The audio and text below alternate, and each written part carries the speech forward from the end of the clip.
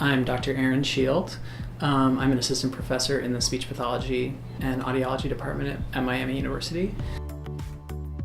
I run a research lab called the Sign Language and Autism at Miami Lab, where we have a variety of projects looking at how deaf and hearing children who have autism spectrum disorder acquire both sign language and spoken language. Autism spectrum disorder, or ASD, refers to a range of neurodevelopmental disorders that really impact two primary areas: social communication and interaction, and then the other area is restricted interests or repetitive behaviors. It is a spectrum, so that means that it looks different in every person. We really don't know what causes ASD. There are genetic components that cause it, and there could be environmental triggers as well, but we do know that vaccines do not cause autism, and it's important for people to know that. There is no cure for autism. It's a lifelong condition, and what we need to focus on is ways to help the child or the adult to function in the world, and to improve access for that person, access to resources, access to education, access to employment and housing, so that they can have a happy, long, productive life. Very often people with ASD do want to interact and do want to be around people, but they have certain restrictions or preferences, like they might want a buffer zone around them, or they might have certain difficulty with lighting or loud noise or something like that. And I just think it's important to respect their individual preferences, and to ask them sort of what their experience of the world is, and not assume that it's the same for everyone.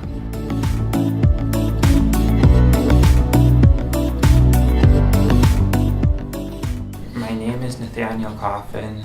I'm a student at Miami University.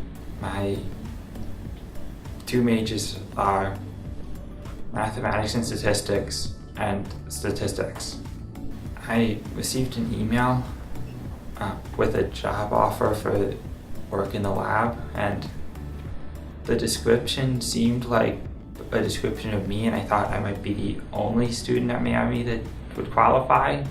I listened to stories and recorded comments about them, including things about especially repeated words and parts of the story that don't seem logical to me. Autism is an imposed category, and also it's more about not being like other people than being a coherent group. So don't expect that all people described by autism would be similar.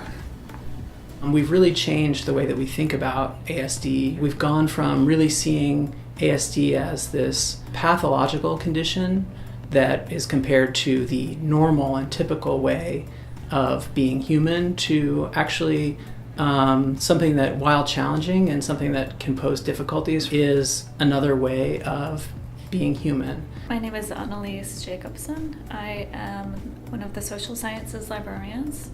One of the departments I work with is speech pathology and audiology, another is psychology. The libraries do a lot of work with faculty members like Dr. Shield in order to provide him with resources so that he can carry out research, as well as teach his students how to find quality and relevant resources so that they can trust that the material that they are encountering is going to actually be factual and relevant to the discourse that's going on between scholars. So a scholarly resource, for example, will be peer-reviewed. And the importance of peer review is it's kind of the gold standard, ensuring accuracy, quality, reducing bias of a resource. I'm trained in linguistics. I'm a linguist, and so linguists are interested in human languages. There was a lot of news about autism, and I didn't really know anything about autism, so I started thinking about it, and I specifically started thinking about what would happen if a deaf child had difficulty, like in autism, say, looking at other people's faces or understanding their facial expressions. It would be really hard for them to acquire a sign language. And I started looking into it, and I realized there was no research on the acquisition of sign language by children with autism.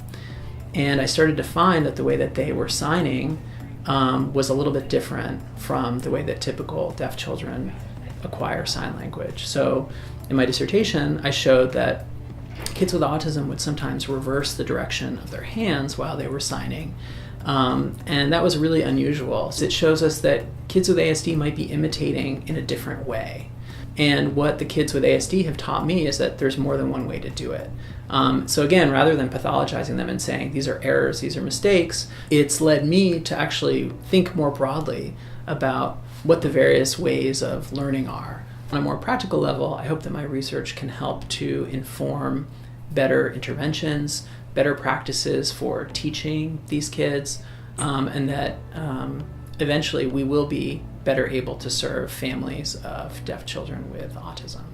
So if somebody wants to come to Miami University libraries and be educated, we have access to about 40 to 50,000 scholarly peer-reviewed articles and books and so on autism spectrum disorder.